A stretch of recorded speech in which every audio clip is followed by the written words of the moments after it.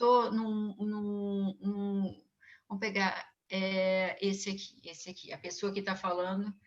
Tá, você agora, põe galeria, se você quiser galeria, então nós estamos iniciando, né, o primeiro seminário da ciência política desse ano, de 2021, né, do programa de pós-graduação em ciência política da UFMG. E para iniciar, com muito prazer, recebemos aqui hoje a Luciana Veiga, né, que hoje, né, particularmente, agora a gente tem que tirar o chapéu, que é a nova presidente da Associação Brasileira de Ciência Política, né? Quer dizer, depois de ocupar a diretoria, ser do Conselho Fiscal, agora ela além de ser cientista política, né? Da Unirio, né? Quer dizer, tem mestrado, doutorado em ciência política pelo Antigo e o PERJ, né? Tem pós-doutorado pela Universidade de Califórnia, foi professor visitante da Universidade de Illinois, da York University, e hoje ela é da Unirio, né? Depois de ter uma temporada importante lá na Universidade do Paraná, onde contribuiu muito para o fortalecimento da pós-graduação lá, com certeza. Agora está fazendo isso lá na Unirio, né? Coordenando o programa de pós-graduação, pelo menos de fato, né? Se não mais de mandato formal, está de fato. Bem, tem várias outras atuações, a pessoa atuante, né? Participa do Laboratório de Comunicação Política, Opinião Pública, faz parte do Centro de Estudos de Opinião Pública da Unicamp, é membro do Conselho Executivo da Associação Latino-Americana de Ciência Política, na BCP e na ANPOC, sempre coordenando áreas temáticas ou GTs, né? E atua nessa área de comportamento político, opinião pública, políticas públicas, partidos políticos, mexendo com pesquisa qualitativa. E, como eu já disse, hoje é a nossa presidente, né? É um prazer ter você aqui, Luciana, duplamente, né? Pela relação pessoal e pelo lugar que você ocupa na ciência política hoje, né? Então, vou passar a palavra para você, sem mais delongas, né? E desejando um bom seminário aí para todo mundo, para os presentes. Tá bom. Então, Thelma, primeiro, obrigada pela apresentação tão completa, tão gentil, obrigada. Obrigada pelo convite, agradecimento que eu também estendo ao Fabrino, né? Obrigada. E para mim é uma honra estar aqui, né? Eu tenho uma grande alegria de colaborar, porque eu tenho uma grande admiração pelo Departamento de Ciência Política da UFMG e pela sua pós-graduação, né? É uma pós-graduação que, de fato, em termos de Brasil, na minha percepção, é exemplar. Então, gostaria de começar, assim, agradecendo e dizendo da minha alegria de estar aqui. E eu vou, então, agora compartilhar um material que eu fiz, tá? Para a gente... É apenas uma exposição, porque é apenas a associação de várias tabelas e tudo, porque trata-se de um assunto ainda muito novo, né? Então, que a gente está explorando, que a gente está trazendo aqui. Então, eu vou subir ele aqui. Vamos lá, vou subir. O que nós vamos tratar, né? Nós vamos conversar hoje a respeito da economia, corrupção, segurança pública e Covid-19, as diversas crises, né, na cabeça do eleitor.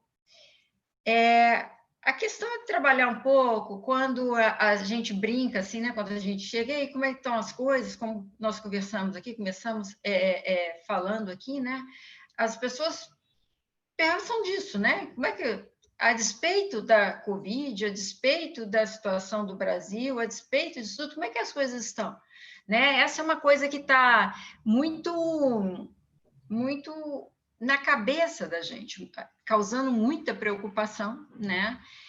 E a perspectiva aqui, a ideia aqui é a gente trabalhar um pouco como é que tudo isso fica na cabeça do eleitor, né? Da cabeça do eleitor propriamente dito, da perspectiva de comportamento político. Quando aparece o Silvio Santos aí ou não?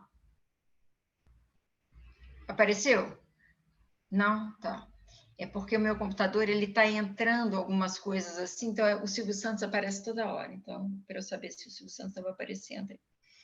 Tá, então, esse ponto, eu queria começar, então, com uma avaliação geral do governo, tá? Queria que a gente começasse pensando como é que está o governo Bolsonaro e depois de avaliação do governo Bolsonaro, a gente passar isso, nós vamos olhar como é que é o comportamento do eleitor em relação a cada um desses itens, tá? E eu vou falar um pouquinho do comportamento dele em relação a esses itens, né? O impacto desses itens na avaliação, seja do presidente, seja na hora da definição do voto, nos últimos tempos, tá?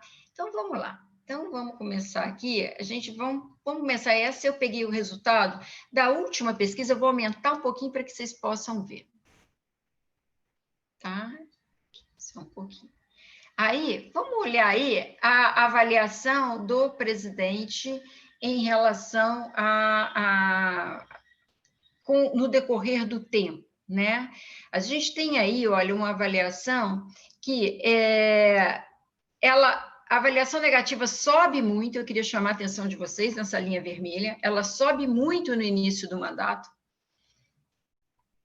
Aumentar mais um pouquinho para que vocês possam perceber melhor um pouco. Olha, a linha vermelha, que é a negativa, ela sobe muito de fevereiro até junho, julho, agosto de 2019. Tá? Depois ela de alguma maneira estabelece, né? Fica constante, e depois ela cai. Em dezembro, ela cai em dezembro, em janeiro, fevereiro, e ela volta a subir em março de 2020. Tá? Depois ela estabiliza e ela cresce muito, né? Ela cresce e fica alto até que venha junho, julho, aí você tem uma queda novamente e fica estável, relativamente estável, até novembro, quando você tem uma subida de novo Se a gente pensar assim, mapear o histórico, né, a grosso modo, do que foi no passado, e é isso que eu vou tentar fazer aqui, tentando mostrando para vocês em termos de resultado de pesquisa, vocês vão ver o seguinte, vocês vão ver que todo esse movimento tinha a ver, ou tem a ver, com esses itens que nós estamos falando. Tá? Qual que é a percepção? Esse primeiro momento aqui, eu não sei se vocês se lembram, esse primeiro momento foi o momento da discussão da reforma da Previdência. Né? Então, você teve um momento aí da reforma da Previdência que causou algum desgaste para o presidente. Não sei se vocês se lembram, mas no país inteiro se via outdoors dos sindicatos mostrando, ou da sociedade organizada, mostrando o quê? Mostrando como o parlamentar havia votado, como os diferentes parlamentares haviam votado. Né? Então, esse foi um assunto que teve muita visibilidade neste momento inicial e que tem ali. Depois nós vamos mostrar dados a respeito disso, até que ponto que as pessoas tomaram conhecimento da reforma, até que ponto as pessoas aprovaram a reforma ou não, tá? Então, essa é a primeira avaliação que eu faço aqui do quadro. Depois, você tem um nível, estabiliza um pouco aqui no negativo, né? Depois da reforma, estabiliza no negativo. No final de 19, há uma ligeira melhora, né? A gente pega aqui, ó, de 39 para 36, você vê a curva subindo aqui do 32 para o 34, estabiliza e melhora um pouquinho. Aí você tem algum, não sei se vocês conseguem se lembrar, mas parecia que tinha um sopro, um pouco de esperança, de crescimento de emprego, né? O 13º do Bolsa Família. Então, parecia que a economia estava dando assim algum sopro de alegria, né? E assim a gente termina o final do ano e começa o janeiro e fevereiro desse ano. Até que vem a Covid-19, né? E você tem uma avaliação, a avaliação do presidente fica uma avaliação muito negativa e ela reverte quando a gente tem a entrada do auxílio emergencial. Tá? Então, quando tem a entrada do auxílio emergencial, você tem essa curva se inverte da avaliação e a gente vai mostrar em relação ao rumo da economia, a gente vai mostrar em relação aos números de adesão ao auxílio, tá? Alguns números que possam, todos descritivos ainda, mas que já possam mostrar alguns indícios que têm a ver com isso que nós estamos falando aqui.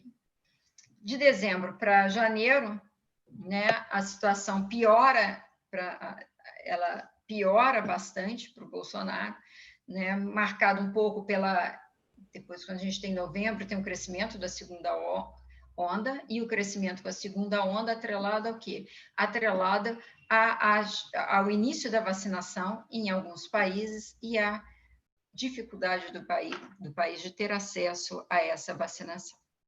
Então, é um quadro geral, apenas para que vocês percebam que esse mau humor de crescimento, de ruim e negativo, não necessariamente é uma coisa, né, porque a gente está aqui com 40%, e isso foi antes do lançamento da vacina, e antes dessa semana, tá? Foi 11 e 14 de janeiro, então foi antes dessa semana, que essa semana que nós estamos agora foi uma semana que eu acredito que tenha sido muito custosa para o presidente, né? Muito negativa para ele. Então, vamos lá, só para vocês verem que, em última instância,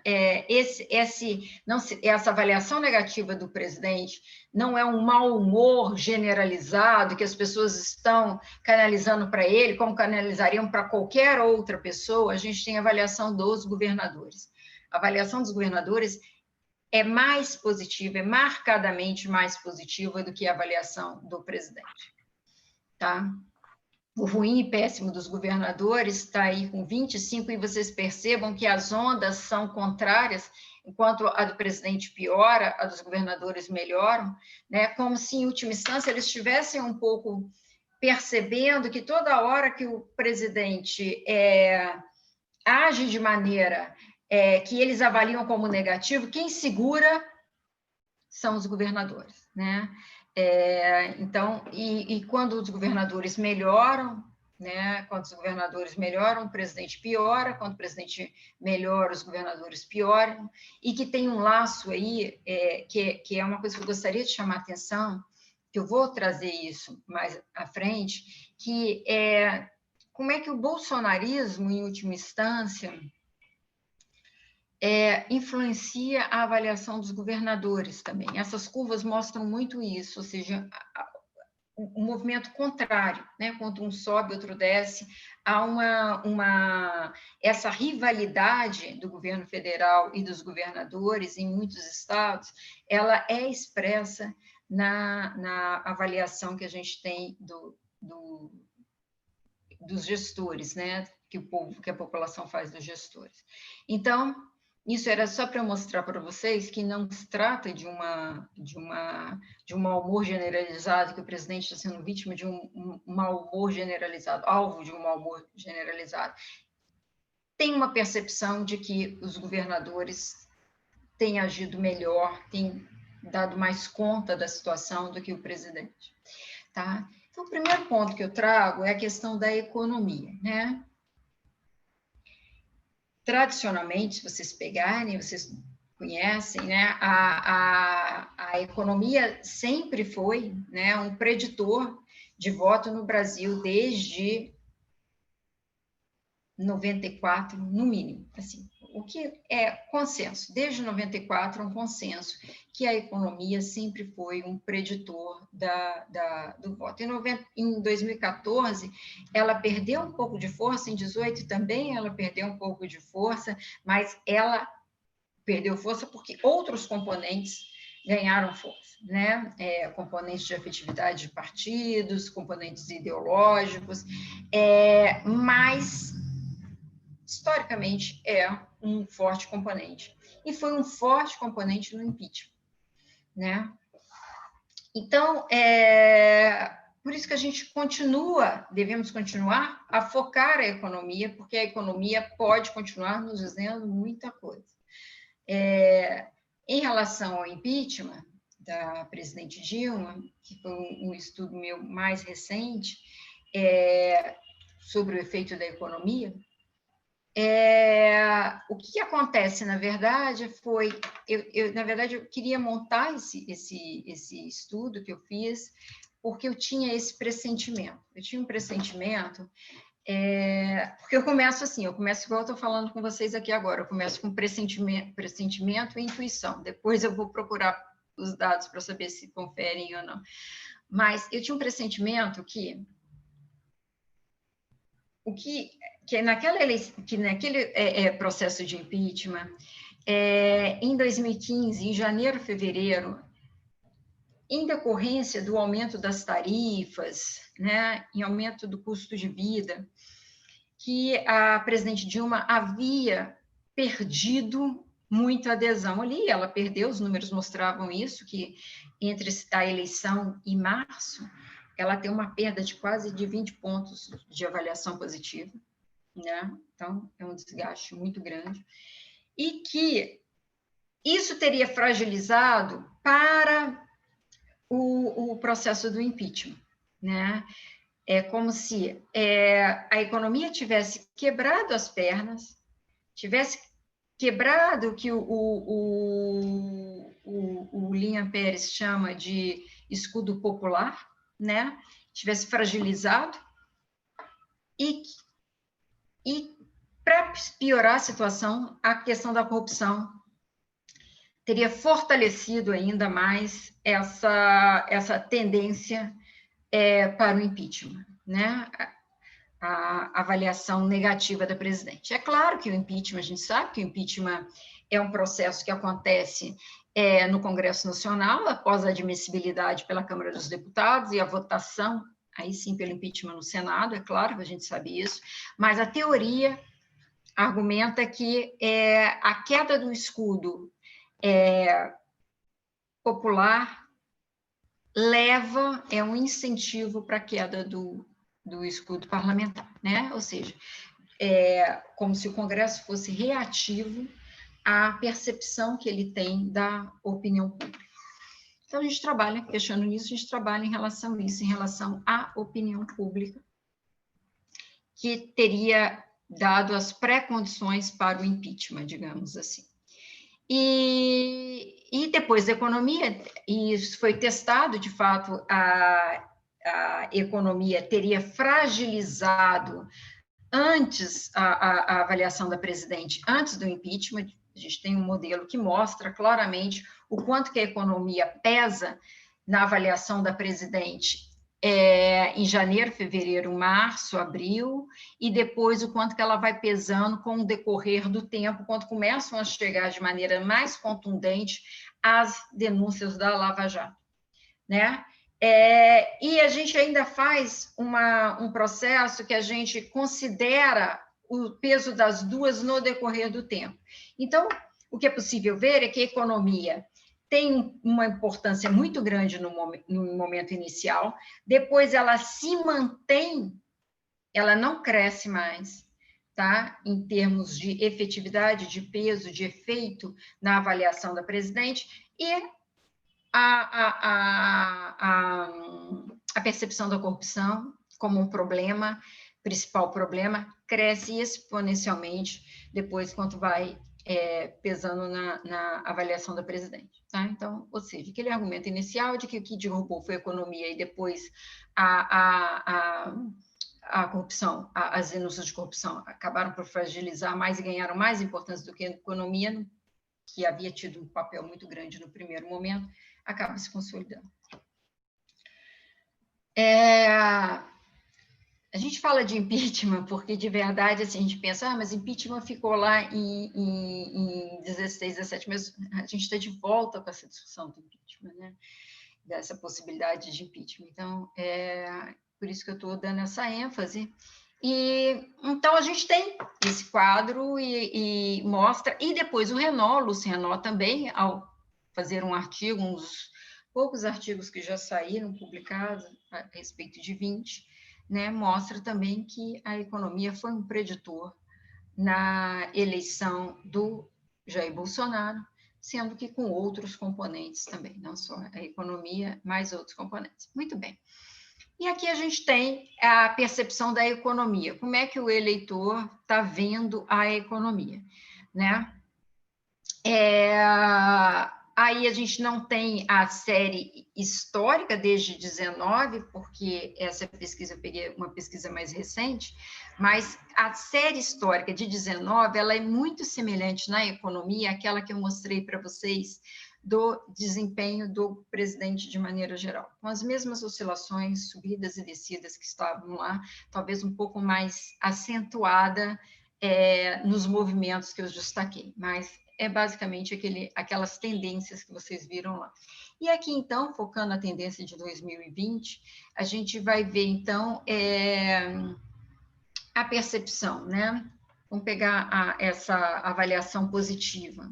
Você tinha uma avaliação, entra dezembro de 19 com 47, 45, 47, que eu digo que é aquela maré da percepção de que parece que fechou um bom trimestre, final do primeiro trimestre parecia ser bom em termos de um movimento mínimo de melhoria da economia e o 13º do Bolsa Família. Contudo, na hora que a gente percebe a questão da pandemia, há uma queda forte que vai caindo, vai caindo, vai caindo, vai caindo, e ela volta a subir quando se tem a aprovação do auxílio emergencial, né? Então, você tem aqui uma coisa que ela volta um pouco quando ela tem começa-se a discutir, né? E o processo de liberação do auxílio do governo, e aí você tem ela vindo, né? Até que ela começa a cair quando se tem o fim do auxílio emergencial. Então,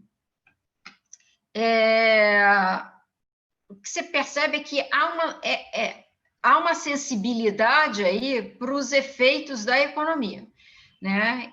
Isso fica muito claro em relação a isso. Eu trouxe aqui outros, aí já não é mais da XP, do Datafolha, né? Pesquisa do Datafolha, que mostra, por exemplo, só aquela questão em relação à reforma da Previdência, tá? Porque aí as pessoas podem falar, mas será que o brasileiro comum estava mesmo sabendo que estava acontecendo uma reforma da Previdência? Ele tinha conhecimento do que estava em jogo, né? A ponto de poder avaliar o presidente, tudo. E essa é uma discussão muito forte que a gente tem, né? Até que ponto as pessoas têm conhecimento para avaliar os presidentes, os gestores, até que ponto elas têm conhecimento para avaliar os presidentes, né? E uma das discussões que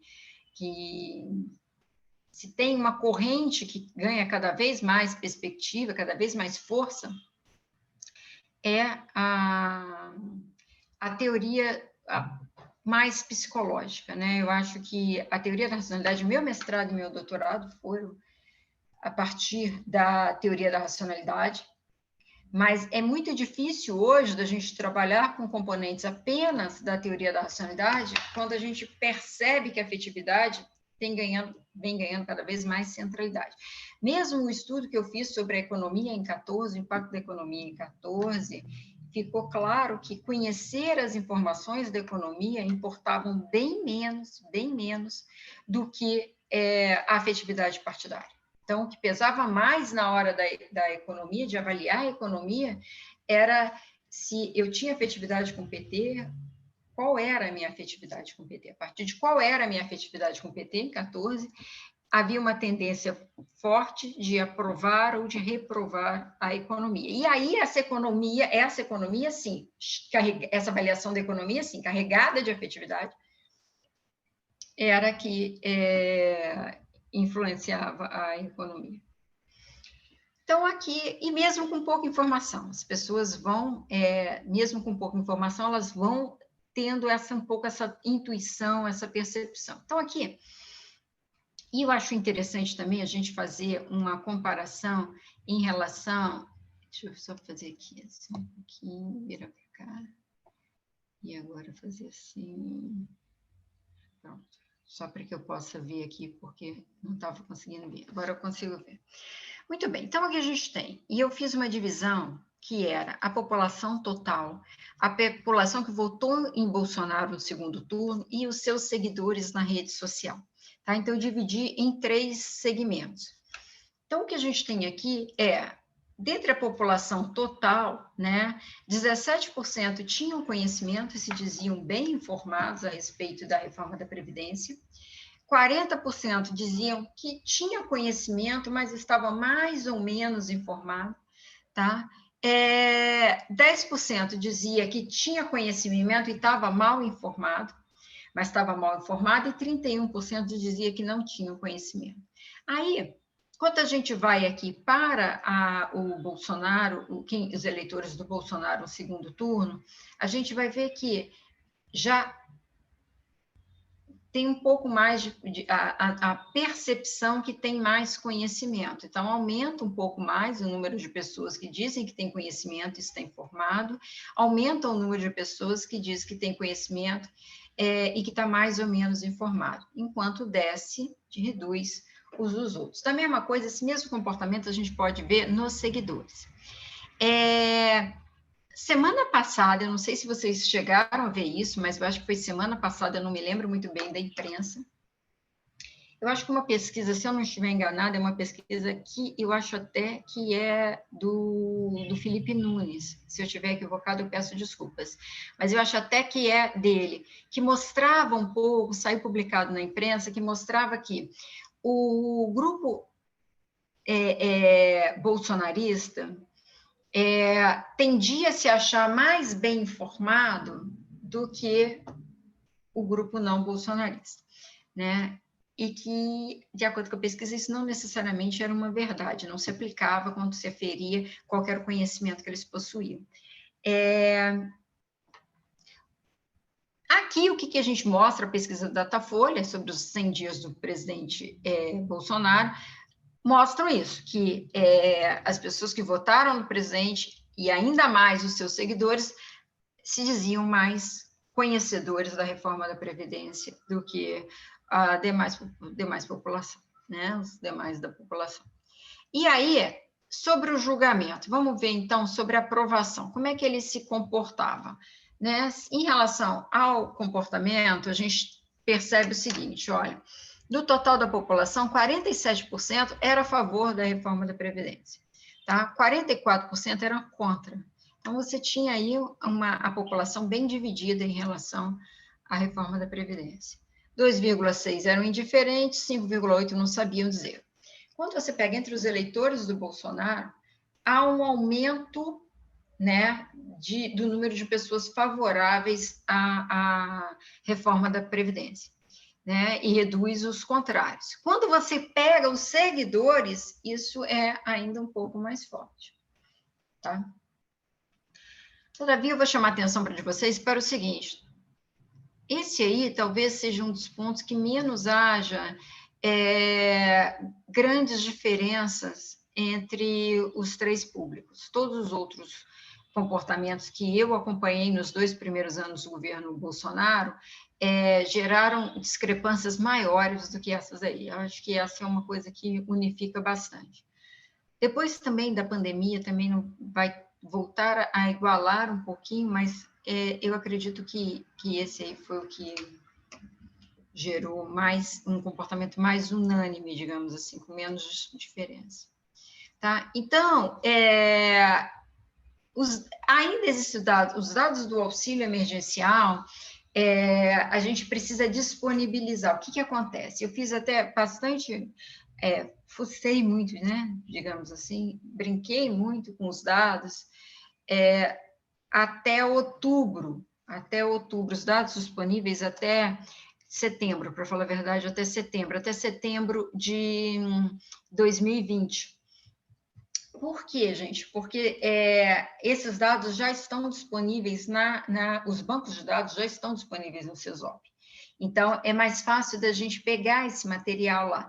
Os últimos materiais ainda não foram disponibilizados, então a gente tem só os números brutos. Então, é difícil trabalhar um pouco mais, mas eu quero fazer depois uma análise a respeito do efeito sobre o efeito do auxílio emergencial, né? Isso precisava ser feito aqui para que a gente possa dar uma ideia a respeito disso para vocês. Então, o importante é que eu fiz a análise de correlação também para esses dados, e a análise de correlação deu exatamente no sentido que a gente espera, né? Maior aceitação da reforma da Previdência, maior aceitação do presidente Bolsonaro, menor aceitação da reforma da Previdência, menor aceitação do governo Bolsonaro. Então, vamos agora para o segundo item, para a percepção da corrupção, tá? Avaliação da corrupção. Se vocês me permitirem, eu só vou pedir licença um pouquinho, só para eu ligar o ar-condicionado, que eu estou sentindo calor aqui, só um pouquinho, gente, com licença.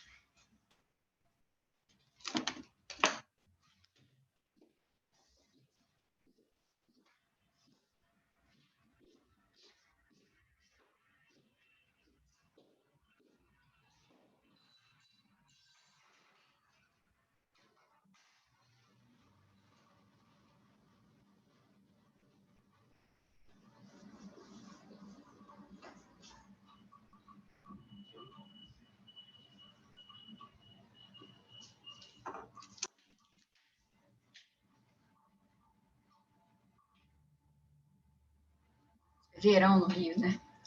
Então, vamos lá. Em relação à percepção da corrupção. Em relação à percepção da corrupção, outro preditor também que tem sempre acontecido, tá? Vem sendo muito recorrente. Bom, eu não falei, eu pulei essa parte da economia, porque a questão do voto econômico, ela é muito clássica na literatura, né? O impacto do voto econômico é dado na literatura durante muito tempo. Então, existe toda uma tradição, mais de centenas de artigos a respeito disso. Então, eu acabei pulando um pouco. Se depois vocês quiserem, a gente pode voltar a falar um pouco sobre a literatura. Aliás, eu estou apta para falar sobre a literatura, se vocês quiserem, e tudo mais, das diversas coisas que nós estamos tratando aqui, tá?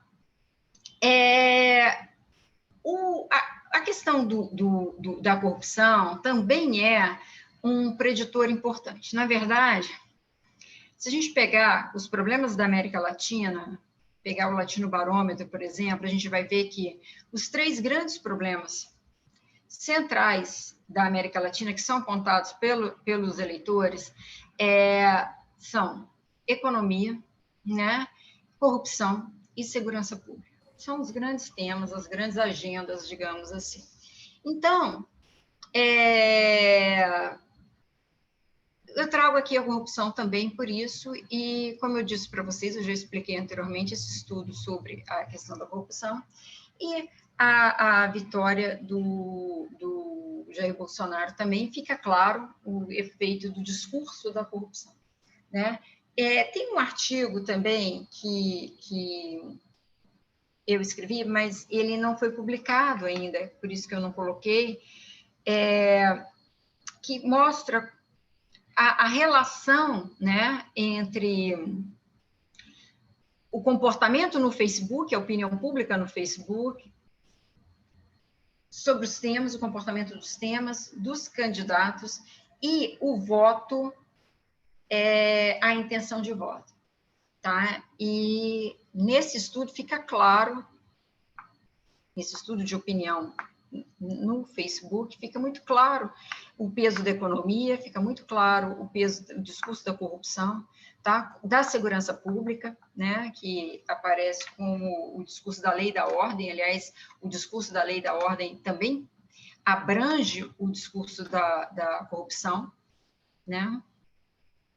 O discurso da lei e da ordem é um discurso que nasce nos Estados Unidos na década de 40 e que tem um viés, desde a sua origem, bastante conservador, dentro de uma perspectiva que,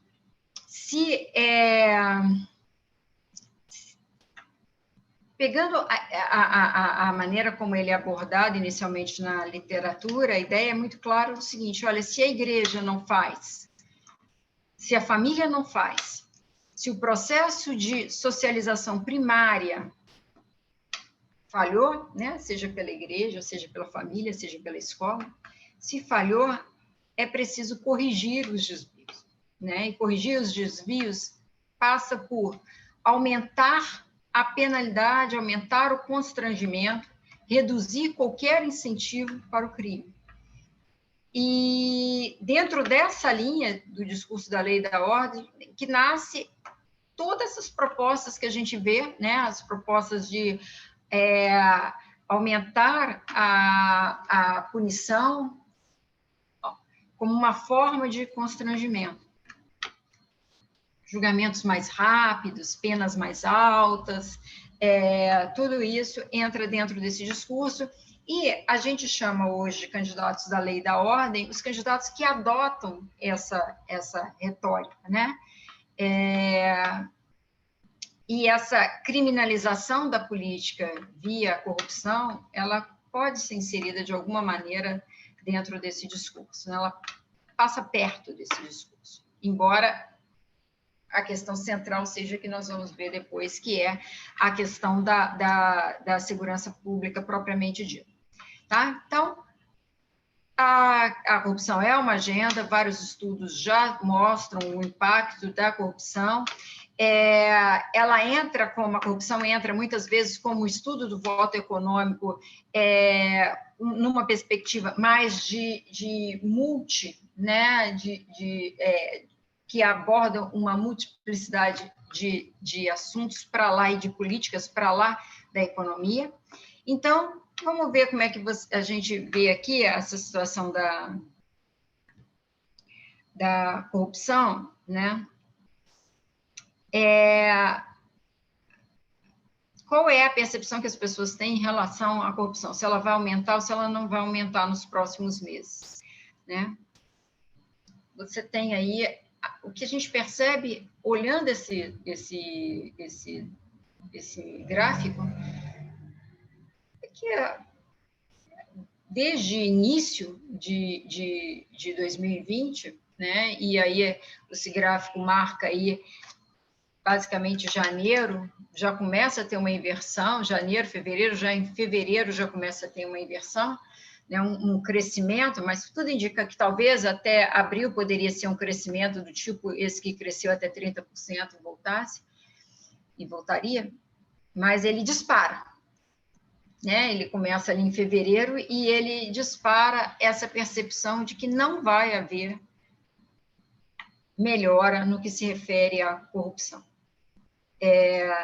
Ele começa ali em 20 de abril, em 20 de fevereiro, em abril, o Moro é demitido, né? Demitido não, ele pede a demissão, nas circunstâncias que a gente conhece, e aí o crescimento, aí sobe de maneira muito acentuada, chegando aí 45%, 47%. O que a gente percebe hoje é que acima de 40% de que não vai aumentar, isso deixou de ser uma marca do presidente Bolsonaro. Ou seja, essa agenda da corrupção, com a qual ele foi eleito, não é hoje mais o que segura o voto, a adesão ao presidente, né?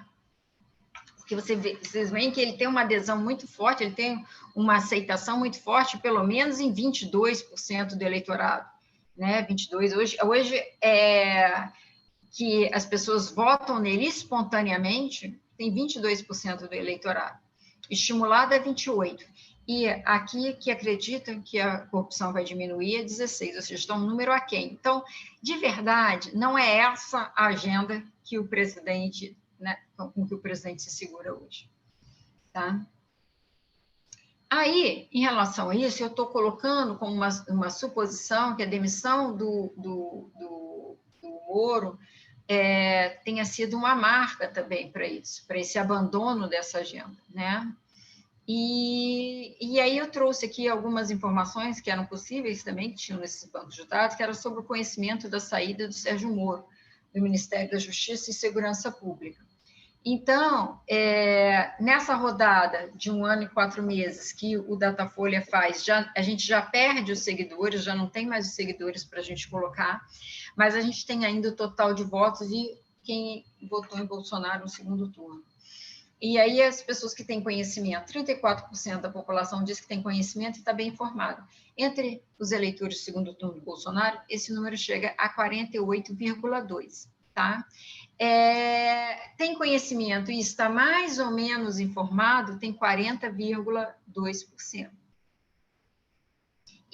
Já entre os bolsonaristas, 28,5%. Tá? E está mal informado 13%, não tomou conhecimento 11%, e entre os bolsonaristas 8% e 14%. Então, permanece aí essa percepção de que os eleitores de Bolsonaro estão mais atentos e se informaram mais.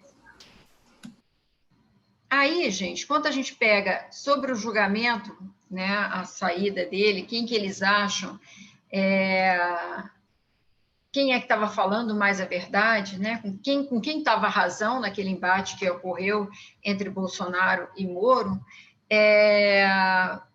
entre os eleitores, de maneira geral, né, todos os eleitores, 52,2% achavam que o Sérgio Moro estava com a razão, né, em relação ao Bolsonaro. Quando você pega entre os eleitores bolsonaristas, né, mas que votaram em Bolsonaro no segundo turno, 68% acham que o presidente estava com a razão, tá? Então, você vê que são duas maneiras de ver a política. Aí você tem que destoa bastante, duas leituras muito distintas do que aconteceu em relação à saída do Sérgio Moro. Talvez por isso que as pessoas achassem que o Bolsonaro pudesse despencar com a saída dele, não despenca, cai, sente golpe, mas não despenca, por causa dessas diferenças de leituras e diferenças de responsabilização. Tá? Isso é muito importante. As bolhas protegem. Em relação à violência e à criminalidade, né, que é, como eu disse para vocês, um dos 3 pontos importantes, né, quando a gente pega o Latinobarômetro,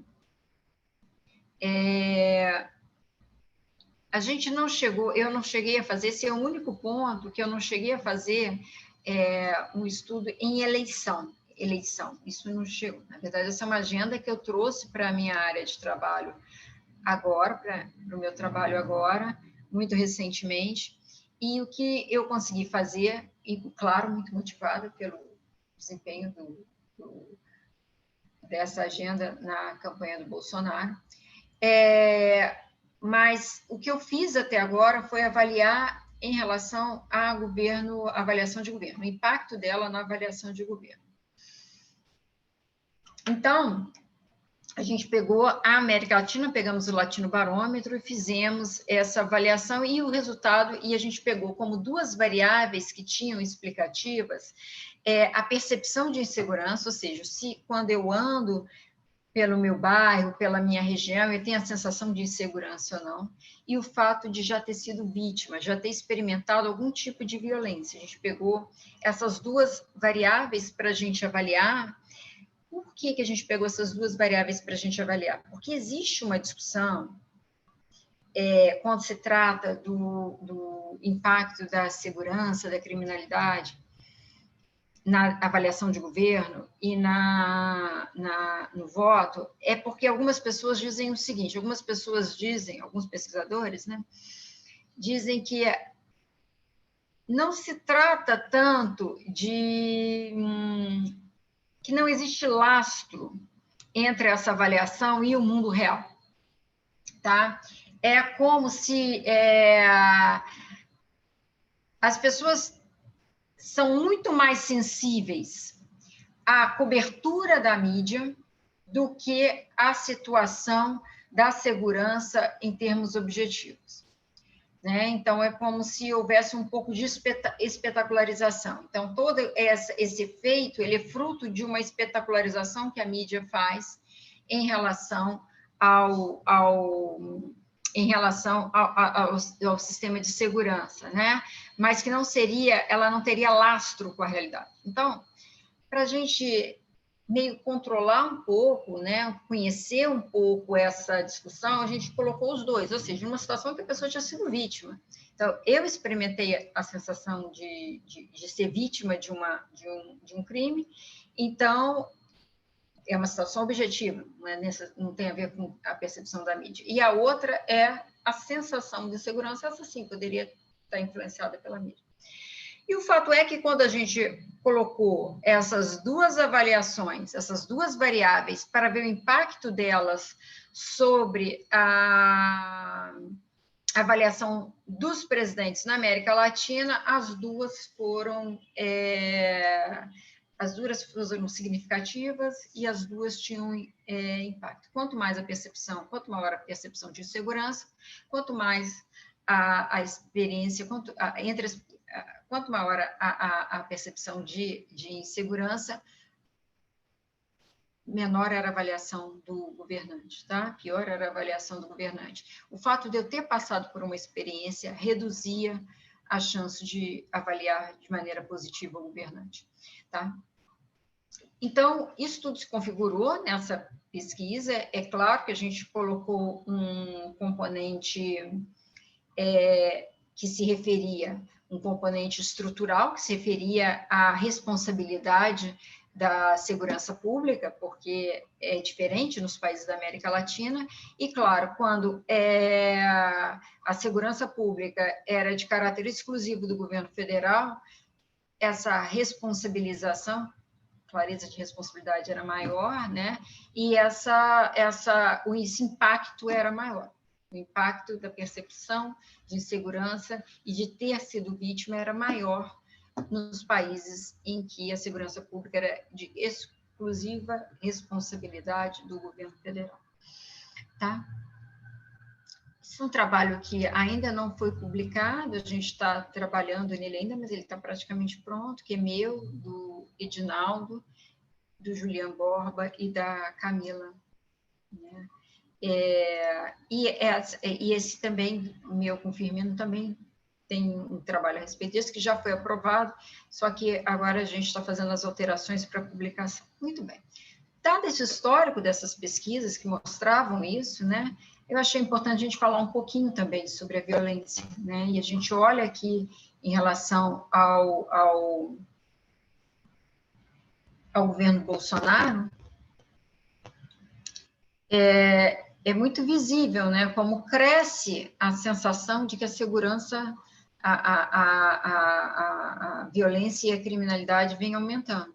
Então, se a gente pega aqui, ela estava no patamar de 31%, 32%, 33%, e ela vai subindo em outubro, novembro, dezembro, tá? E ela chega aqui com esse patamar de 44%, né? Então, assim, aqui, ou seja, aqui, na verdade, isso, a ideia de que aumentaram, e que aumentou muito, ela fica 18, 19, 20, ela fica mais ou menos aqui. Essa é mais ou menos estável, dá uma quedinha aqui, mas 23, 22 fica mais ou menos estável. O aumento está nessa percepção de que a segurança pública vem sofrendo algum tipo de impacto negativo ao longo do tempo, né? Então, que a segurança vem sendo reduzida.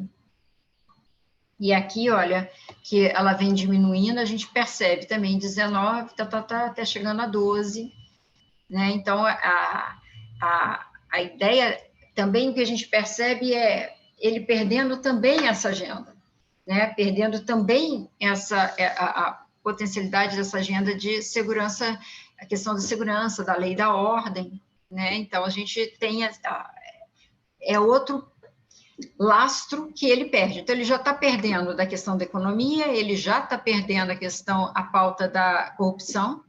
Então, o que nós estamos vendo aqui? Ó? A economia está mais ou menos equilibrada, mas a corrupção perdeu. Da lei e da ordem também está perdendo, que é da segurança pública, né?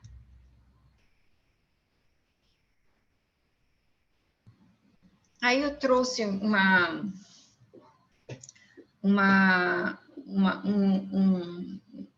uma informação para vocês, né? Porque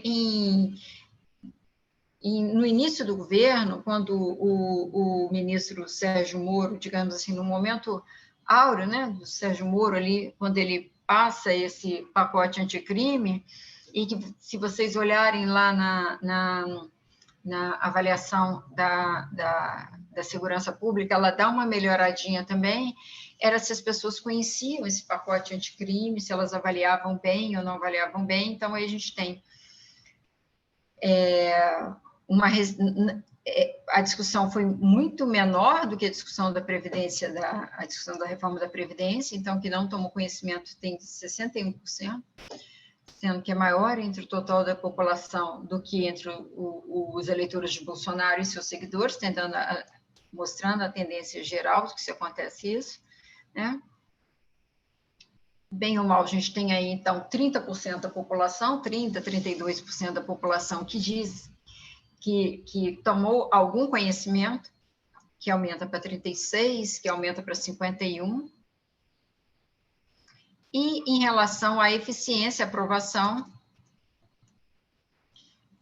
do pacote, há uma avaliação de que pelo menos 50% da população que tem alguma taxa de eficiência. Então, se a gente pegar aqui, 58%, acho que alguma coisa eficiente, melhora, né, digamos assim. Depois você tem 67%, e depois você tem mais de 70%, acreditando que aquele pacote poderia ajudar de alguma maneira. Então, esse é um momento, digamos assim, áureo daquele início de governo, que era o ministro Sérgio Moro, que era o pacote anticrime, e que tinha um efeito positivo, e agora a gente vê essa agenda só caindo, sem avaliações positivas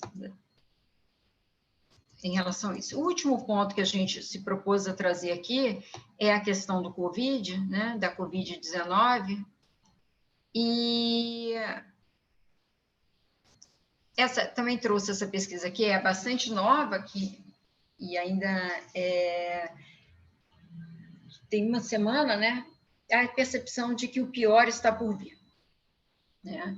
Eu acredito que se a gente fizesse essa pesquisa 4 dias depois, esses números negativos seriam ainda mais fortes, tá? Mas o que é interessante chamar aqui a atenção, gente, é que o pior ainda está por vir, né? Para 56% da população. E percebam que a população está acompanhando bastante a questão da Covid, né? Porque, olha, em outubro, o que é aqui essa queda? Essa queda tem a ver com... Parecia que ia melhorar, até que veio essa segunda onda depois da eleição. E aí, ó, de 30 para 47, 48, 56, o pior ainda está por vir, né? E passa a ideia de que... reduz a ideia de que o pior já passou. Então, a ansiedade em relação à Covid-19 é crescente, é forte, né? Apesar das pessoas falarem, parece que anda na rua, não tem nada, as pessoas se dizem preocupadas. De verdade, a gente anda na rua, parece que não tem nada mesmo, parece que as pessoas estão levando uma vida normal, mas a impressão que a gente tem que isso é uma coisa que eu quero discutir depois com vocês, porque existe um comportamento do brasileiro que está cheio de sentimentos mistos, porque, assim, ele tem ações que são diferentes dos sentimentos. Eu acho que isso pode estar criando aí algum ressentimento, algum medo, preocupação, ressentimento, uma carga de afetividade negativa que em algum momento pode estourar, que não está estourando ainda, mas em algum momento pode estourar. Vamos lá, expectativa quanto à vacina... que acreditam que a vacina vai chegar até março. Então, em dezembro, 40% das pessoas pensavam assim, em janeiro, 39%. Aí, depois de março, que vai chegar depois de março, em dezembro, 49% pensavam dessa maneira, 39% pensavam, em janeiro, 39% pensavam que até março, né, a situação estaria resolvida. Agora, chama atenção essa terceira coluna aqui, né? Em dezembro, apenas 3% achavam que a vacina não teria vacina disponível. Olha o pessimismo. né? Quando chega janeiro, e isso foi antes da vacinação, poucos dias antes, 16% acho que não vai ter vacina disponível hora alguma, né? Então, ou seja, é um sentimento de medo, de falta de esperança, de algo muito negativo que está por aí ainda, né? Já estamos acabando, tá, gente? Em relação à avaliação da atuação do Bolsonaro para enfrentar o coronavírus, você tem uma avaliação muito negativa, 50%, mais de 50% da população hoje avalia que ela seja muito negativa, né? Mas ainda 23% acreditam que ela está ótima e boa, tá? Aqui a gente tem um outro indício também que dá uma melhoradinha aqui no final de agosto, setembro, outubro, melhora um pouco a percepção sobre a maneira como ele vem enfrentando o coronavírus, possivelmente efeito do auxílio emergencial, e depois você tem uma queda, um ligeira queda, que coincide também, porque a questão do auxílio emergencial, ela também está acumulando, é preciso que esses dados sejam liberados para a gente ver exatamente o peso da economia, porque ela tem o afim do auxílio emergencial junto com o crescimento da segunda onda, né? Então, é preciso contemplar essas duas coisas aí. Eu trouxe isso aqui para que vocês pudessem ver que a avaliação dos governadores é muito melhor do que a avaliação do presidente no que se refere ao desempenho dele no Covid, né?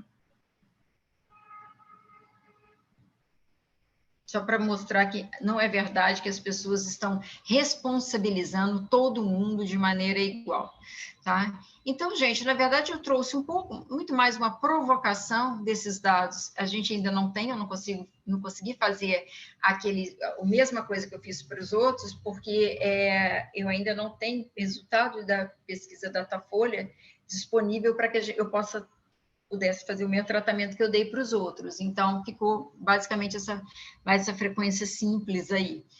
Então, é basicamente isso que eu trouxe para a gente discutir, para a gente conversar, é muito mais uma provocação para a gente discutir as teorias, né? Imaginar o que pode estar explicando e o que não pode estar explicando, do que, de fato, resultado muito aberto sobre a situação atual do brasileiro. Só queria falar uma coisa, terminar com essa que eu acho que é importante. 28% ainda votam no presidente Bolsonaro. Se a eleição fosse hoje, os candidatos fossem esses que nós conhecemos, 28% vota nele. 28% coloca, com a fragmentação de candidatos que nós vimos, coloca Bolsonaro no segundo turno. Tá? E, de acordo com essa pesquisa, em dezembro, ele ganharia de todos os seus adversários, né? Agora, em janeiro, não necessariamente ele ganharia de todos os seus adversários, mas ainda quando é a esquerda, ele ainda ganha dos seus adversários. Então, a aversão à esquerda ainda é mais forte repercute mais do que a aversão a Bolsonaro no segundo turno, né? Então, a respeito um pouco... Agora, quanto tempo isso vai durar, a gente não sabe, né? Mas ainda dado que a gente viu todos esses dados que destoam do que a população espera, né? Mas isso ainda funciona. Então, eu queria que a gente, a partir dessas provocações, a gente pensasse um pouco, o que vocês quiserem perguntar, estou aqui para conversar com vocês.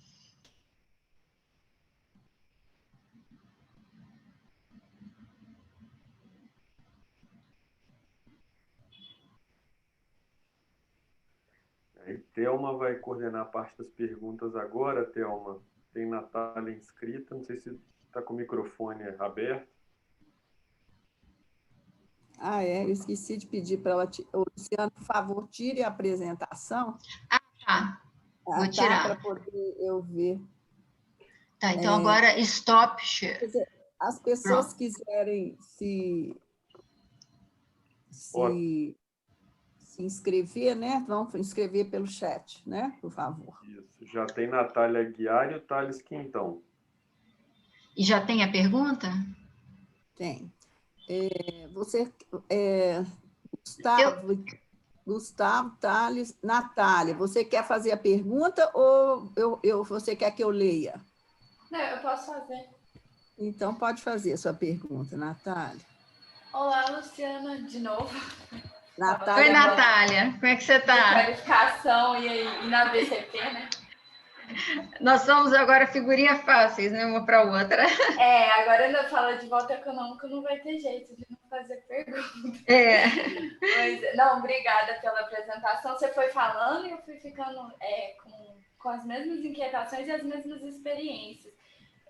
Você falou do ganho de força. Na verdade, eu vou fazer uma pergunta sobre teorias. Você falou sobre o ganho de força da teoria psicossociológica. Eu fui lembrando daquele The Latin American Voter, o livro que foi organizado pelo Carney, pelo Singer, pelo Zach Meister, e tá bem na linha do que você falou, né? Essa contraposição de análise de performance, de avaliação de performance contra afeição.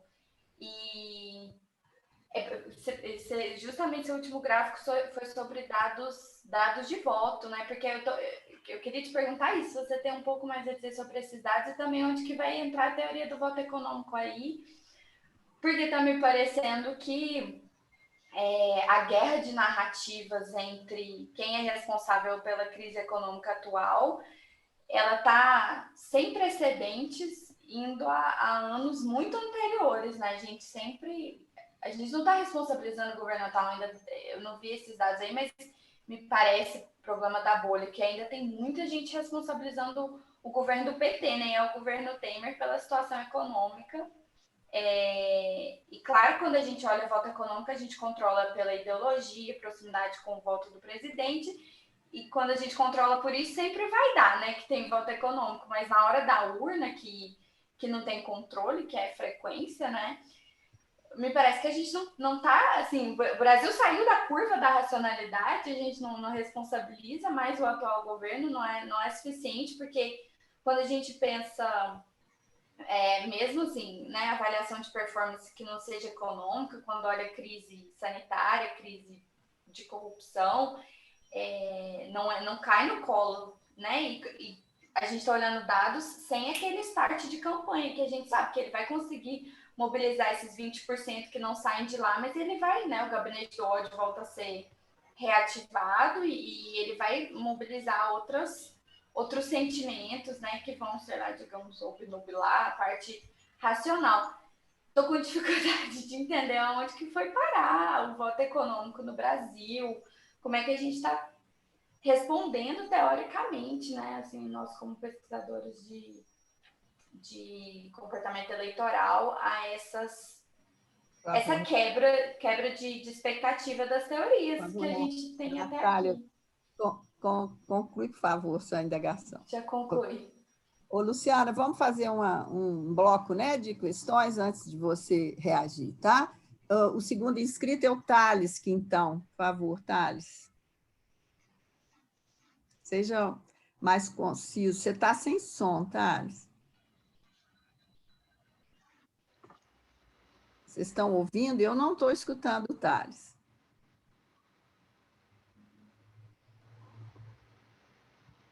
Alguém está ouvindo o Thales? Eu não.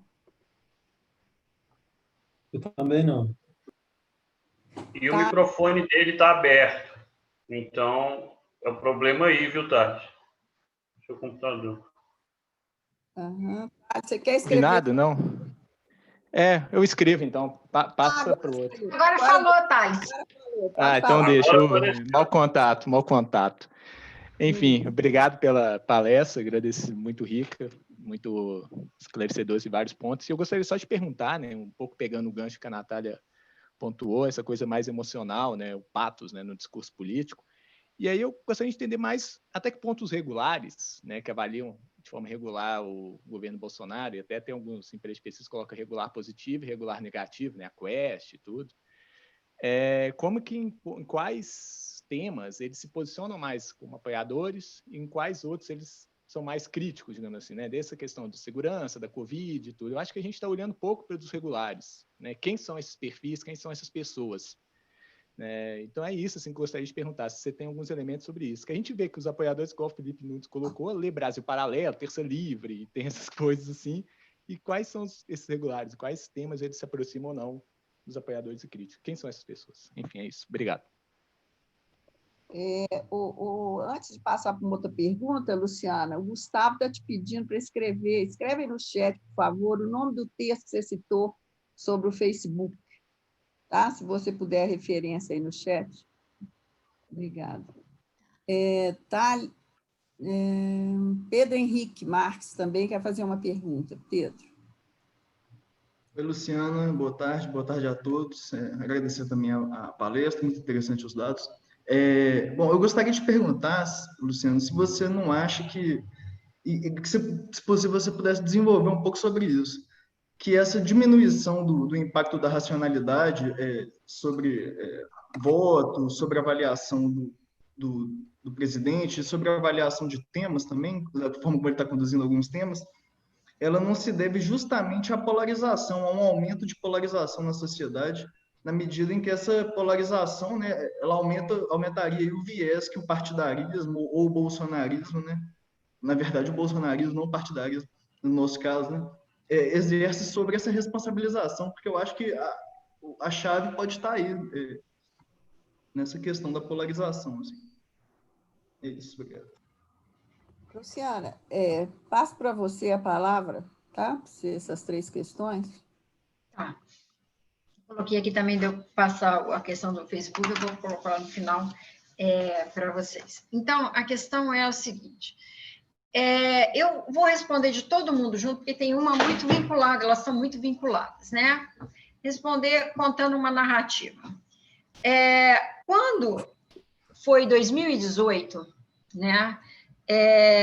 E fecharam as urnas e o resultado saiu com o PSL elegendo mais de 50 deputados e vários governadores, o presidente Bolsonaro levando vários governadores junto, eu levei um susto muito grande, tá? Não pela eleição do Bolsonaro, porque a eleição do Bolsonaro me parecia relativamente previsível, pelo menos há uns 10 dias antes. Eu conversava, inclusive, com alguns amigos, que eu achava que, até uns 10 dias antes, eu já achava que era previsível que o Bolsonaro ganharia. Mas eu não tinha dimensão da força que ele teria. Por quê? O que mais me espantou, o que mais me preocupou foi a maneira como governadores e senadores pouco conhecidos derrotaram nos últimos 3, 4 dias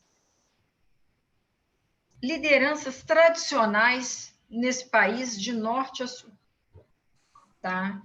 E isso foi uma coisa que eu fui dormir muito preocupada com isso, porque quem trabalha com comportamento eleitoral, que trabalha com eleição, sabe o seguinte, historicamente, o que acontece? Acaba a eleição na quinta-feira, né? Quinta-feira é hora de as pessoas recolherem. O Witzel exatamente, o Witzel é um exemplo claro disso. O Witzel foi um dos que cresceu. O Witzel cresceu, eu não diria nem 4 dias antes. O Witzel cresceu quase 2 dias antes. Esse vulto que foi. Na hora que abriu as urnas, as pessoas falaram, mas quem é ele? Né? E ele estava no segundo turno. Não se conhecia o Witzel, né? E quando a gente percebeu isso, porque, então, dentro dessa história de que quinta-feira acaba a eleição, então, quando as pessoas recolhem um circo, né? Fecham um circo, quinta-feira, acaba a campanha e, supostamente, é na hora da eleição. E ali houve uma mudança muito forte de intenção de voto, né? Então, O que faz com que as pessoas mudem os seus votos assim, último? Ou seja, então a primeira coisa que eu colocaria é a volatilidade dos movimentos de opinião pública. Hoje há uma volatilidade muito grande e, por vezes, muito rápida. Motivadas pelo quê? Motivadas pelas novas tecnologias. 20, isso não se reproduziu, é verdade. Em 20, a gente não teve esse momento ríspido, forte, né? Tal como aconteceu em 18. Então, a sensação é que a coisa já sentou um pouco. A gente já voltou, estamos voltando um pouquinho mais para a realidade. Apesar de que a gente deve levar em consideração que eleição de 2020 foi eleição municipal. A eleição municipal ela é mais enraizada na realidade, ela é menos ideológica, tá? Mas, de qualquer forma, já senta um pouco essa energia, essa instabilidade que a gente viu entre uma coisa e outra. Então, era preciso estudar o comportamento do eleitor. Estava claro que o comportamento, a teoria da racionalidade não dava mais conta. Eu diria o seguinte, se vocês me perguntarem, quando é que a teoria da racionalidade parou de explicar o voto da maneira como ela explicava antes, que era quase exclusiva, né? Vamos controlar o voto, vamos controlar a economia, isso já explicava sei lá quantos % da eleição, né? Eu diria que 13 foi um marco. Aconteceu alguma coisa em 13, nas passeatas de 13, que mudou muita coisa. Isso eu nunca vou me esquecer. Para mim, 13 foi uma quebra muito grande, porque nas passeatas de junho, na verdade, você tinha uma presidente que era bem avaliada na grande maioria dos aspectos e governadores que eram bem avaliados, e a partir das passeatas, se vocês tiverem curiosidade, deem uma olhada nas pesquisas de antes das passeatas e na pesquisa posterior, logo posterior das passeatas.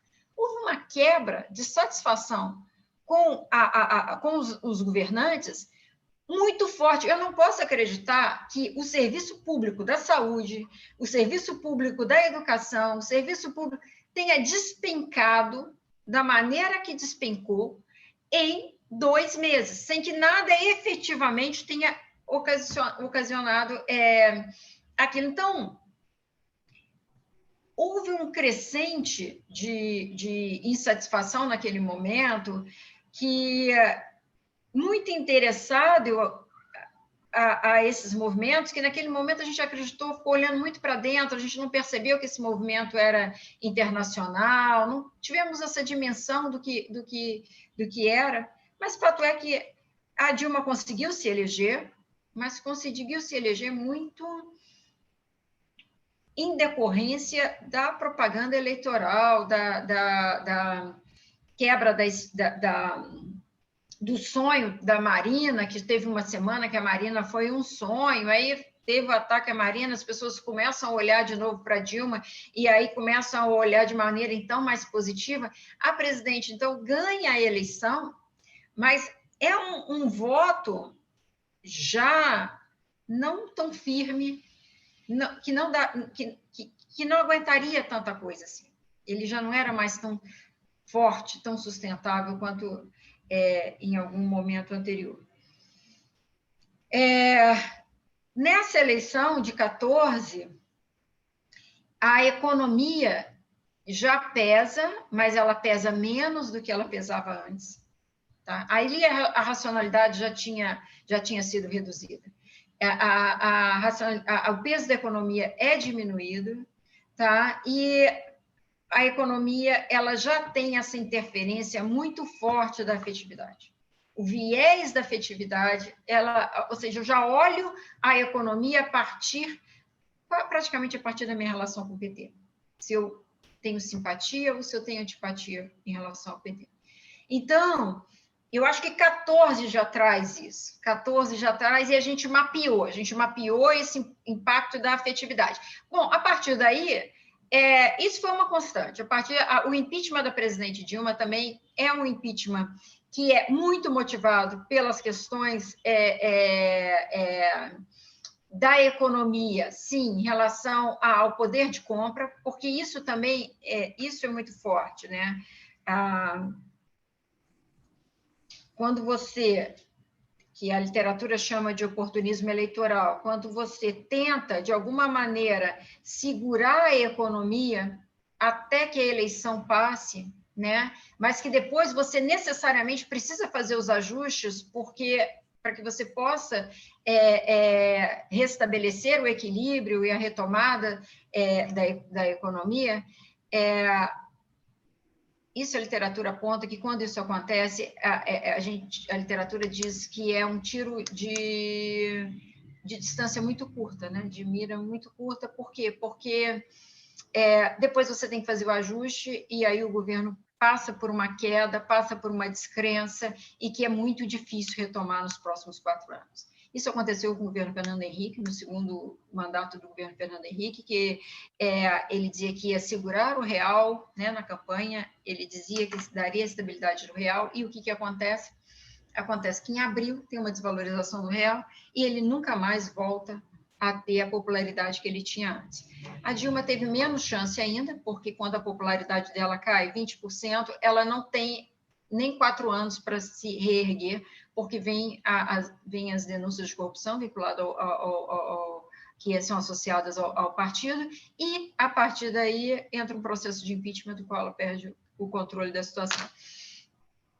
De toda forma, gente, o que eu quero dizer então, teve a questão. Então, a afetividade nasce daí. Então, a Natália está perguntando como é que nasce, né? Ela nasce daí. A questão do PT passa a ser uma coisa muito forte, né? E passa a ser muito estimulada pelas denúncias da Lava Jato, estimulada pelos movimentos que surgem depois.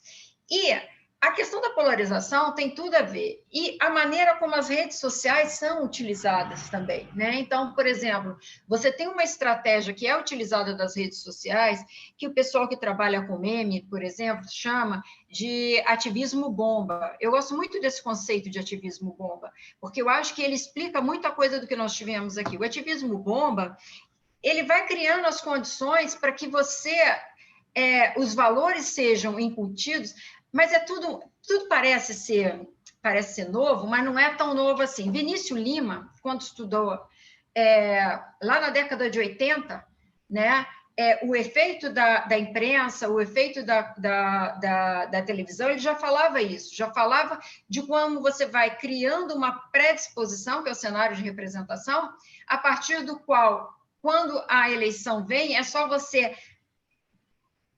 conversar a campanha com o cenário de representação. O ativismo bomba é uma versão, eu diria que uma versão moderna de internet do cenário de representação, falando muito grosso modo, tá? Por quê? Porque você não diz que é para a pessoa votar agora. O que acontece? Você vai estabelecendo pactos, acordos com o eleitorado, que na hora que vier o voto, ele vai aceitar. Então, Bolsonaro não chegou dizendo para as pessoas o seguinte: eu sou assim, eu sou assado, e você vai ter o meu voto. Não. Para quem se lembra, o Bolsonaro chegou através do ativismo bomba, né? Então, olha, fala mal do Aécio, fala mal do Lula, depois vinha aquelas mensagens. Então, se fala bastante mal do Aécio, bastante mal do Lula, fala mal de todo mundo que está sendo denunciado pela Lava Jato, valoriza a Lava Jato, depois começa com o recall de como era legal a década de 70, a década de 80, quando foi criada a Embrapa, quando foi a Ponte Rio-Niterói foi criada, a empresa de energia, como o regime militar trazia avanços para o país de infraestrutura, e olha a situação que a gente tem hoje, ou seja, tudo isso foi muito construído. E aí, lá pelas tantas, ele começou a dizer: se você não gosta do Aécio, se você não gosta do Lula, alguma coisa nós temos em comum. E eu me lembro tão bem dessas mensagens chegando, e a partir daí as pessoas compartilhavam aquilo tudo, e aí veio o Bolsonaro. Ou seja, então, o que eu quero te dizer hoje eu acho que a impressão que eu tenho hoje é que quando a gente olha para a teoria psicológica, seja a tradicional, a que fala sobre o peso dos partidos, ela explica, tá? Então, aquela teoria psicológica da década de 60, 70, ela explica não tanto hoje pela afetividade positiva, mas pela afetividade negativa.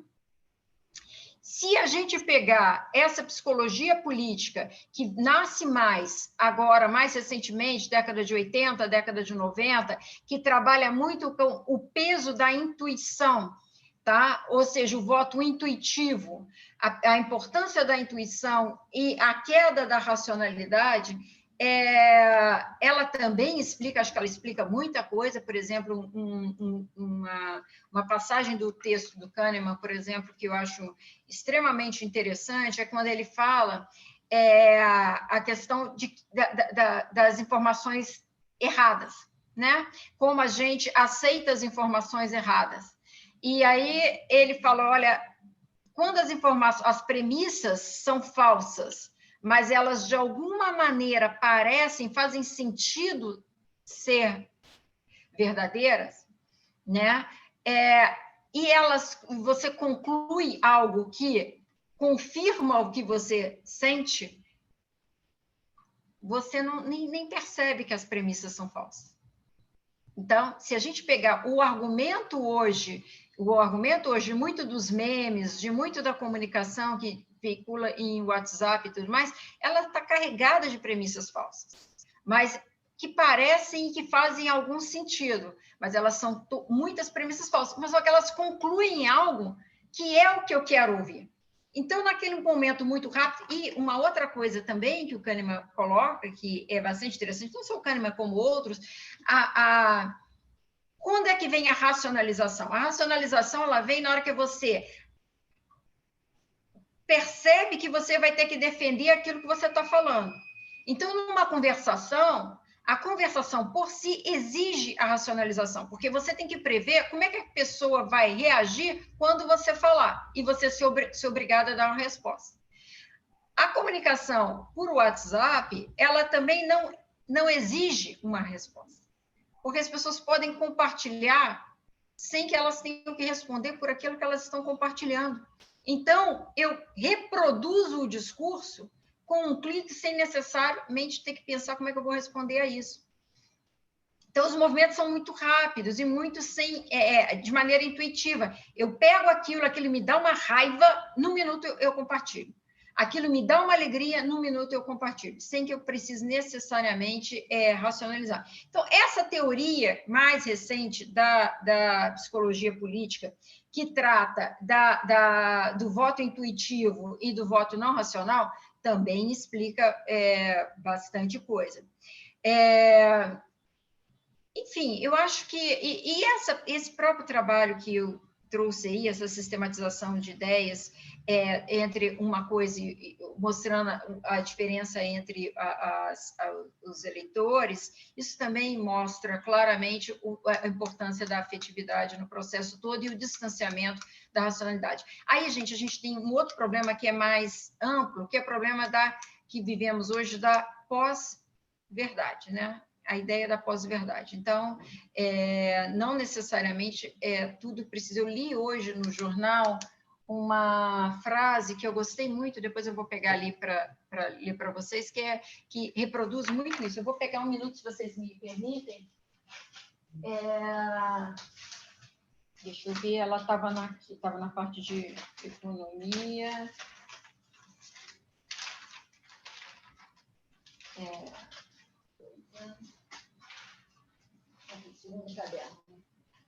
Tem uma frase de um professor, um professor inglês, e que ele, citando as diversas coisas, falando sobre as diversas coisas, ele traz aqui, olha, as redes sociais fizeram desaparecer as noções como verdade, fatos e evidências. As pessoas parecem viciadas no mundo do medo e do preconceito que elas construíram.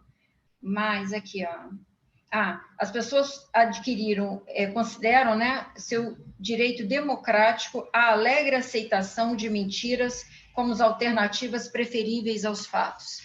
Isso isso reproduz muito, ou seja, eu posso preferir, ela acha que ela pode preferir porque alegra, porque ela contempla tudo isso. E isso é uma coisa importante, tá, gente, que eu queria, não vou delongar muito, mas uma coisa que eu queria importante, porque assim, isso tem uma consequência metodológica, porque eu me lembro muito bem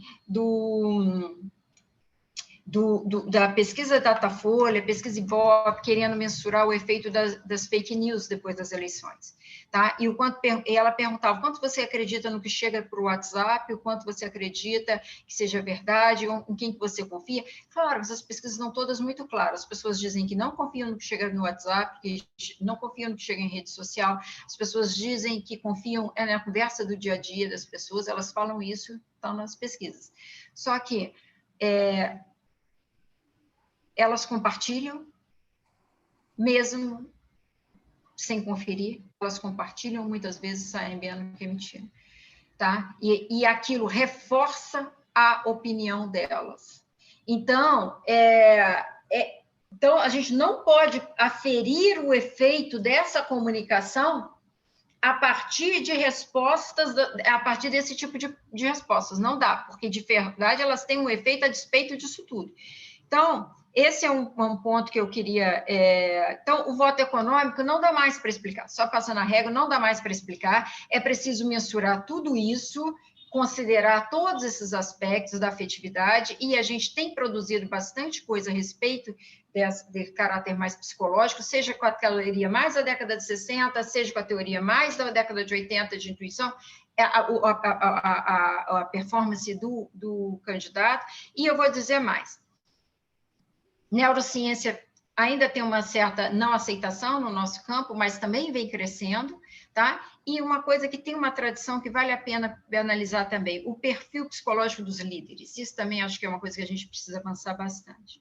Em relação ao que o Thales perguntou, do emocional regular, como é que a gente pode esperar? Tem um trabalho do Carlos Pereira que ele está fazendo muito, acompanhando os eleitores intermediários, tá? Os eleitores que nem têm aversão ao Bolsonaro e nem que são bolsonaristas. Então, como é que está aquela turma do meio ali que está acompanhando? Essa turma do meio, por hora, é uma turma do meio que ela começa a ter dia mais dia crítica ao Bolsonaro, mas no embate ela ainda cai mais para o lado do Bolsonaro do que para o lado da esquerda, tá? Então, ainda nesse estágio de agora, eu não sei essa semana, tá? Mas ainda até dezembro, até coisas, ainda tinha uma tendência dela, ou seja, ela funciona bem, porque uma outra coisa que é importante, a teoria psicológica também diz isso, voto não é julgamento. Julgamento é uma coisa, voto é outra. Voto é escolha. Então, você pode julgar de uma maneira, só que na hora que você vai votar, você vê entre as possibilidades para onde você vai. Então, você pode estar descontente com o Bolsonaro, mas achar que a esquerda é pior do que o Bolsonaro. Aí você vai e vota no Bolsonaro. Se você está feliz em votar no Bolsonaro ou não, isso é um problema, um problema seu, porque na hora da contabilidade dos votos, na hora de contar os votos, vai valer tanto se você está feliz ou se você está triste, porque um voto não vale um voto. Então, embora, em termos, prefeito da democracia é péssimo, né? Prefeito da estabilidade do sistema é péssimo, né? E própria estabilidade do governo depois, mas que é mais ou menos que a gente viu, ou seja, um voto frágil, mas para a contabilidade ali. Eu queria dar um exemplo muito claro disso, do que voto é uma coisa e eleição é outra. Eu fiz um artigo recentemente sobre a eleição na África do Sul. A eleição na África do Sul foi em abril de 19, tá? E eu estava na África do Sul em abril de 19 e eu fiquei muito... Parecia que era uma eleição que eu queria ter visto, porque era uma eleição que a racionalidade era uma eleição muito parecida com a eleição do Brasil. Os 3 principais temas eram os mesmos: corrupção, economia e segurança. Era a principal agenda da eleição. Também estava no governo um partido que estava sobre muita forte acusação de corrupção. e o que aconteceu, na verdade, foi a vitória, a recondução, né, a vitória do partido. E aí eu acompanhei qual que era a avaliação, havia um forte descontentamento, avaliação negativa em relação ao partido governista. Todavia, quando a gente faz, né, era a ANS, né, aí, todavia, na hora do voto, eles vencem a eleição. Por que eles vencem a eleição? Porque eles acreditam que, em última instância, a despeito de todos os problemas que havia, eles, né, a ANS, muito mais do que a Aliança Democrática, que é o partido de oposição, né, na percepção deles, muito vinculada à questão branca, contra, a favor do apartheid e tudo mais, a lembrança do apartheid pesava muito mais. Então, isso mostra uma coisa, então as pessoas votavam falando o seguinte, é a última vez que eu vou votar, é a última vez que eu vou votar, mas eu vou votar, porque no final era um medo. Então, ali a racionalidade ainda foi 2019 e ali a racionalidade ainda pesou, tá? Mas foi o que seria uma eleição do Brasil, talvez sem um grande fenômeno como foi o fenômeno do Bolsonaro. Então, o Thales, o Pedro, é isso, é a polarização é o pano de fundo desse processo todo, tem a polarização, o uso das redes sociais, isso é o pano de fundo que está, porque isso é o que protege, aí volta um pouco o que a Natália tinha falado, porque a polarização é o que protege você de ver o outro mundo, basta ver essas coisas que eu coloquei aí, esses dados que eu coloquei, a diferença da população total, a diferença de percepção dos eleitores do Bolsonaro e dos seus seguidores em redes sociais. Olha, até hoje, para a gente ter uma ideia, e eu terminar essa minha resposta inicial, eu recebi, por exemplo, que era o Bolsonaro levando facada, né? E depois fala assim, você que está acusando o Bolsonaro disso tudo, lembra que... Aí coloca ele, você é a favor do quê? Aí coloca o Rodrigo Maia, coloca o Davi Alcolumbre, e coloca o PT, e quando coloca o PT, coloca um monte de gente jogada assim no chão, em camas de quinta categoria, o SUS é um lixo, né? Então, assim, coloca essas imagens. Só que se a gente pegar, vamos pegar a questão da polarização. Davi Alcolumbre está apoiando e carregando um candidato para o Senado, que, em última instância, é o candidato do Bolsonaro, né? Bolsonaro apoiou o irmão do Davi para a prefeitura de Macapá. Qual que é a diferença dos dois que justifique agora você colocar aquilo no vídeo? Mas por que você coloca aquilo no vídeo? Porque eles são ícones da Câmara e do Senado, que a retórica do Bolsonaro quer destruir as instituições. E a pessoa que está imersa naquela bolha talvez não tenha visto na rede do Bolsonaro a foto do Davi com o presidente do Supremo Tribunal e o Bolsonaro vendo futebol junto, comendo pizza junto. Não está sabendo isso. Ou seja, essa segmentação dos grupos permite essa falta de informação generalizada. E aí você entra num processo de revolta. E eu não sei, gente, eu não sei se acontece com vocês, mas comigo acontece. Quando você vê um vídeo muito forte, que é muito contra o que você pensa, a racionalidade para na hora, vem uma ansiedade muito forte. Isso tem um peso. Se a gente sabe disso, imagina a pessoa comum. Imagina a pessoa comum, acaba de ver aquilo, dispara num minuto. Nós temos mais duas perguntas, Luciana. Vamos fazer e acho que aí encerramos por aí, né? O Pedro Henrique e a Naila Lopes. Lucas, pode fazer a sua pergunta. Não tem mais. É Naila. Não, é Pedro, não, é Lucas, eu falei errado. É o Lucas e a Naila. Deu Lucas. Lucas? Foi embora o Lucas? Não, está aí. Pode fazer sua pergunta. A gente não te escuta, Lucas. Você está sem... Não estamos te ouvindo, Lucas. Checa seu microfone, não está desligado?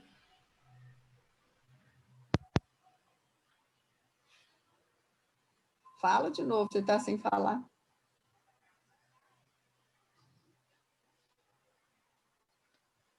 A Não. gente não escuta. Sem som. Se você quiser escrever a pergunta, Lucas. Vou catar aqui o nome do artigo para eu passar enquanto isso, gente, só um pouquinho, mas eu estou prestando atenção. A fazer sua pergunta é a Naila. Diga. Boa tarde. Oi, Luciana. Então, boa tarde, pessoal. Bom, a minha pergunta ela vai muito no sentido de desafios metodológicos, e eu pergunto porque a minha tese é justamente sobre raciocínio motivado, que tem tudo a ver com isso que estava falando agora, sobre a importância né, desse componente sociológico, psicossociológico, né? E aí a minha questão que está muito na minha cabeça nesse momento, a Thelma sabe disso, eu tive seminário de tese e tal, então, assim, a metodologia para estudar isso, porque me parece que, assim, é insuficiente olhar afetos por partidos, principalmente se a gente pensar no componente do personalismo, né, no Brasil. E então, assim, como, né, quais ferramentas metodológicas poderiam complementar esse estudo a partir apenas de pesquisas de opinião? Então, essa é uma questão que tem surgido muito para mim. Eu até brincava com o pessoal que, se eu pudesse, eu faria aqueles testes psicológicos refinados e tal, você mencionou a neurociência, mas na impossibilidade de fazer isso, assim, o que a gente da ciência política teria de ferramenta para conseguir captar um pouco desse fenômeno? Essa é a grande questão que tem me perseguido nos últimos tempos. Obrigada. Lucas, eu posso falar? Continua mudo, Lucas. Ah, está escrevendo. Tá, pode, porque o Lucas ainda está escrevendo a pergunta. Tá. Então, Naila, a sua pergunta é como é que a gente pega essas opiniões, esses sentimentos, essa afetividade, é isso? Então, eu fiz um trabalho, eu estava com esse mesmo desafio que você. Eu falei, como é que a gente pega esse sentimento, né? Porque a impressão, qual que é o grande desafio, né? O grande desafio metodológico porque essa teoria diz que primeiro a gente sente e depois a gente verbaliza a partir do que a gente sente. E como é que a gente pega esse processo de sentir? Então, isso é mais difícil, de você pegar o sentimento do sentir, aí eu acho que é um processo físico mesmo, a sensação, ela é física mesmo. Então, eu percebo, assim, três processos, 3 níveis, digamos assim. Um é que a pessoa não fala nada, não expressa nada, e você detecta sem que ela abra a boca, sem que ela verbalize. Então, esses testes da neurociência são fantásticos, porque pegam o seu olhar, pegam o seu componente físico, né? Então, a grande parte dos testes passam. Só que isso tudo é muito caro, a gente não tem condições de fazer e tudo. Um outro aspecto que a gente tem visto você pedir às pessoas que não verbalizem, mas que avalie sem verbalizar. E o uso de cor, o uso de carinha, o uso dessas coisas lúdicas é muito bom nesse aspecto, porque aí ela não precisa verbalizar, ela só diz o que... E aí ela é mais honesta com ela mesma, né? Então, ela só aponta. Tem um autor um autor, não é nem um autor muito conhecido, não, mas foram 2 autores que escreveram em relação ao grupo focal, né? A necessidade, que já foi colocada aqui também, tudo, sobre o grupo focal, a possibilidade de você usar o grupo focal como uma possibilidade e a verbalização como uma possibilidade de você aferir isso. E ele usa, inclusive, o Kahneman, né? eu achei assim, o que ele faz ainda meio superficial, para falar a verdade, né? E a gente decidiu fazer o seguinte, decidimos pegar as categorias do Kahneman, por exemplo, e aí, por isso, primeira coisa, então, para a sua resposta, é criar instrumentos a partir da teoria, tá? Ajustar métodos tradicionais em profunda comunhão com a teoria. Então, foi isso que a gente tentou fazer, pegar o grupo focal, né?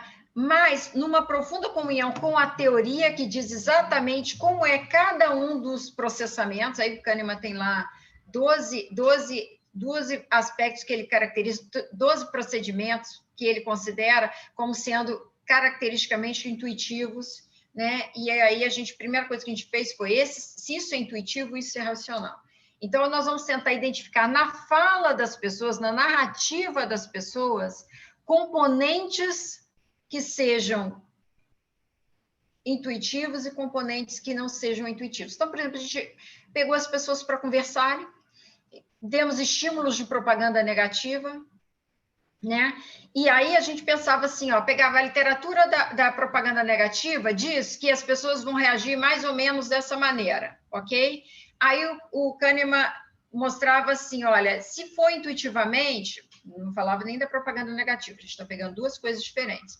Intuitivamente a pessoa funciona dessa maneira, ela foge do assunto, Então, então assim, o que a gente conseguiu mapear?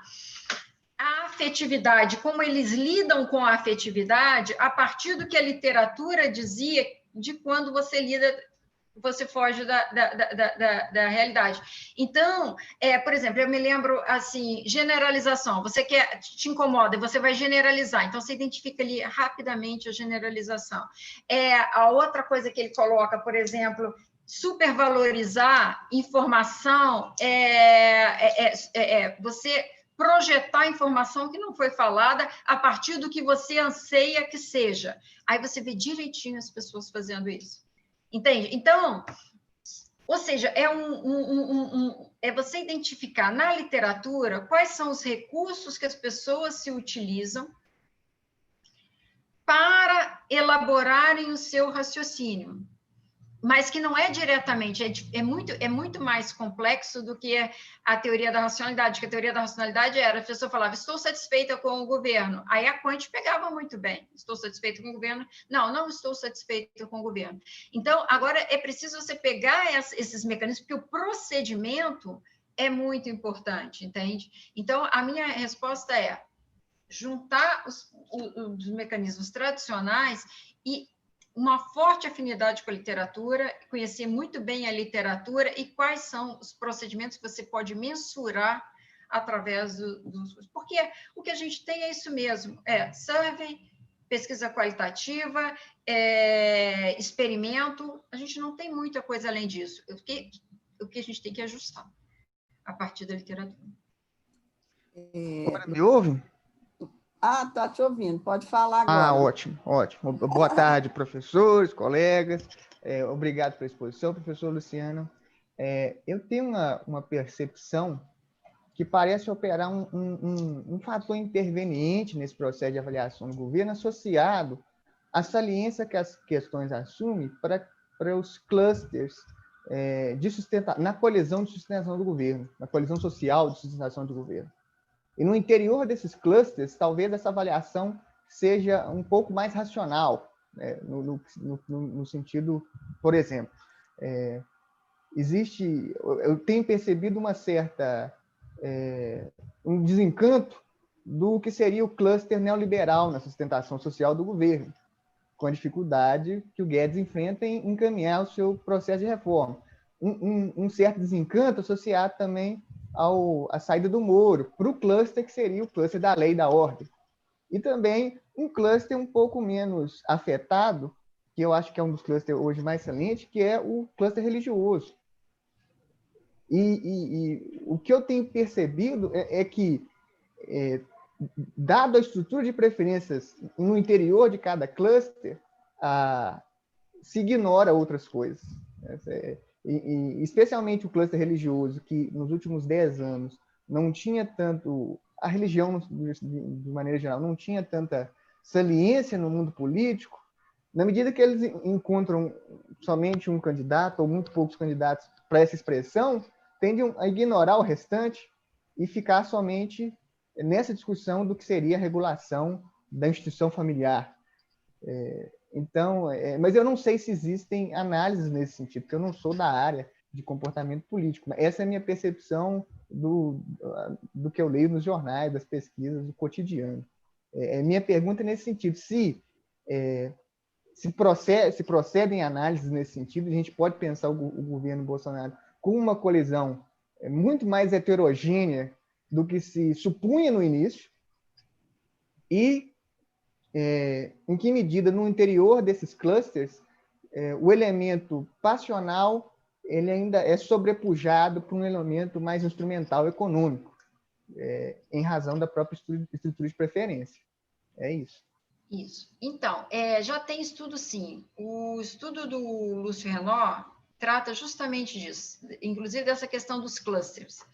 Ele traz precisamente essa coisa, são 5, ele mapeia 5, mais ou menos nessa linha que você falou, tá? E eu digo mais, isso que você falou, eu me lembro, inclusive, da chegada desses clusters ao longo do tempo no governo Bolsonaro. Tá? Então, assim, a turma que chegou por último, já na reta final, foi a turma neoliberal. Então, foi a turma que chegou... E eles têm tempos diferentes que eles chegam. Então, assim, e eu acho que, inclusive, nas saídas também, eles vão saindo em cluster.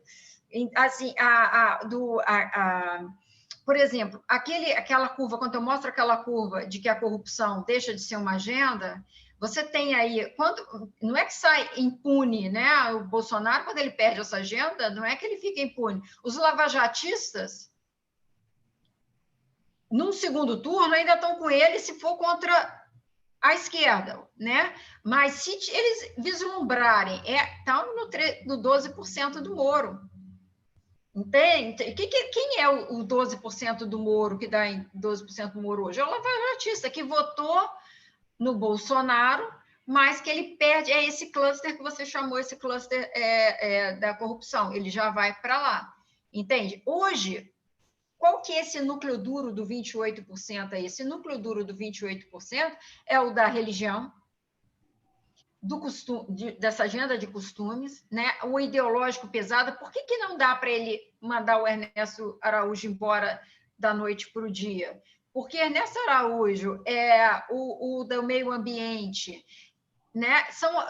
São ícones desse governo que está dando essa sustentação dele, desse 28%. Então, são esses... você está correto, né? E mesmo dentro da economia, você tem grupos diferentes ali.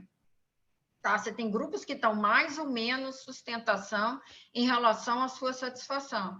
E eu achava até que você fosse levar o assunto, depois eu vi que você levou o assunto particularmente para a questão da opinião pública, e é isso mesmo, tal como eu estou falando em relação. Mas eu achei que fosse levar lá pelas tantas, quando falou de cluster de sustentação, para dentro do Congresso, né? Que aí também você tem alguns segmentos ali que se reproduzem um pouco, esses clusters aí, que também dão mais ou menos sustentação e que escoram o presidente numa situação como a gente vê de agora. Né? Mas existe sim, totalmente pertinente o que você está falando, e as coisas são muito múltiplas, né? Ou seja, elas não há... isso eu acho importante, eu sempre falo isso para os meus alunos de comportamento eleitoral. Não há uma explicação que seja única para todas, as pessoas têm razões diferentes para votarem, e às vezes teorias diferentes dão conta daqueles aspectos. E uma última coisa que eu queria falar, que a gente esqueceu, que foi sobre a responsabilização. A responsabilização é muito importante, viu? Só arrematando, responsabilização é importante e a bolha serve para responsabilizar, para agendar e para responsabilizar. Né? Luciana, já dado o adiantado da hora, né? Vamos encerrar por aqui. Muitíssimo obrigado mais uma vez, foi um debate excelente, né? Quer dizer, às vezes os primeiros dados nos dão otimismo, né? Quer dizer, alguns preditores de impeachment pareciam sinalizar, né? Bom, que está melhorando, está piorando a situação do presidente, mas quando você esbarra naqueles 25 ou 30 ali, aquilo ali é o grande pepino, né? É o grande pepino, que os preditores não dão conta, porque ali entra fanatismo, fé, idolatria e outras coisas. E eu acho, Thelma, mas é o seguinte, do impeachment ainda menos, da eleição eu acho pior, porque se você já tem um candidato que chega com 25% do nada, numa situação ruim... Não, e já fez tudo que tinha que fazer, o que mostra, quer dizer, o que está desafiando todas as teorias convencionais é o que você faz com um grupo político que é fanático, né? Quer dizer, que chova ou faça sol é fanatismo, é algo quase que religioso, é uma fé inabalável, né? Esse momento é um fenômeno sociológico e psicológico, né? Que está, assim, vamos dizer, esbarrando em todas as análises convencionais. Esse grupo, aconteça o que acontecer, ele permanece fiel.